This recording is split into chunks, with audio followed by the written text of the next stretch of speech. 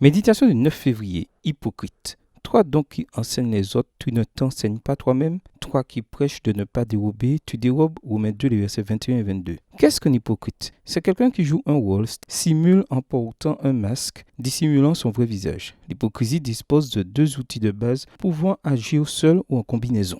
La simulation qui consiste à montrer quelque chose de différent de ce que l'on est, la dissimulation qui cache ce que l'on ne veut pas montrer. Dans Romains 2, Paul présente l'attitude hypocrite des Juifs. En premier lieu, ils se vantent de la loi parce qu'ils croient qu'elle les rend supérieurs. La vantardise est toujours un péché, même si on se vante d'un fait réel et encore plus qu'il s'agit de mensonges. Les compatriotes et ex-coreligionnaires de Paul pensaient que, parce qu'ils connaissaient la volonté divine, ils étaient supérieurs aux autres et étaient leur guide et leur maître. En réalité, ils étaient instructeurs, mais pas pratiquants. Ils avaient l'apparence, mais pas la substance ou le contenu. L'apôtre leur dit qu'ils portaient le nom de juifs comme un titre et une fierté, mais seulement en parole. Ils avaient la connaissance intellectuelle, mais pas la connaissance expérimentale, c'est-à-dire qu'elle ne remplissait ni leur cœur ni leur vie. C'est comme la pluie tombant sur le corps. Elle peut le mouiller, le refroidir ou le réchauffer. Elle n'a qu'un effet extérieur. Il n'y a pas d'humble dépendance, ni de loyauté, ni d'obéissance. Il n'y a que vantardisme, hypocrisie et péché. La deuxième attitude est qu'en ne mettant pas en pratique ce qu'ils enseignaient, ils passaient de la vantardise hypocrite à la tromperie hypocrite. Ils disaient, mais ne faisaient pas. Ils prétendaient être des enseignants, mais n'étaient même pas les étudiants. Paul dénonce leur hypocrisie dans l'enseignement, la prédication, la morale, la religion et la doctrine, tout ce qui exigeait fidélité, authenticité et cohérence. L'hypocrisie est toujours un mauvais témoignage. C'est pourquoi le nom de Dieu a été blasphémé. Romains 2, verset 24. Rappelons-nous que nous ne pouvons à aucun moment tromper Dieu et que paraître a plus de lettres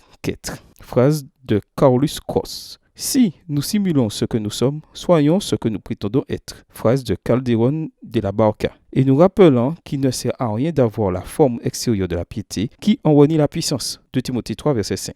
Ellen White, parlant de la lutte du père des 12 patriarches, a déclaré « La lutte nocturne, fils de Jacob, un tout autre homme ». Sa confiance en lui-même fut déracinée et l'esprit d'artifice de ses premières années disparut pour toujours. La supercherie fit place à la droiture et à la véracité. Il apprit à s'appuyer tout simplement sur le bras du Tout-Puissant et, dans l'affliction ou l'épreuve, à s'incliner humblement devant sa volonté. Dans le feu de la fournaise, les éléments impurs de son caractère se consumèrent peu à peu jusqu'à ce qu'enfin la foi d'Abraham et d'Isaac parut chez lui dans tout son éclat. Extrait du livre Patriarches et Prophètes, chapitre 19, page 185. Bonne journée à vous et que le Seigneur vous bénisse.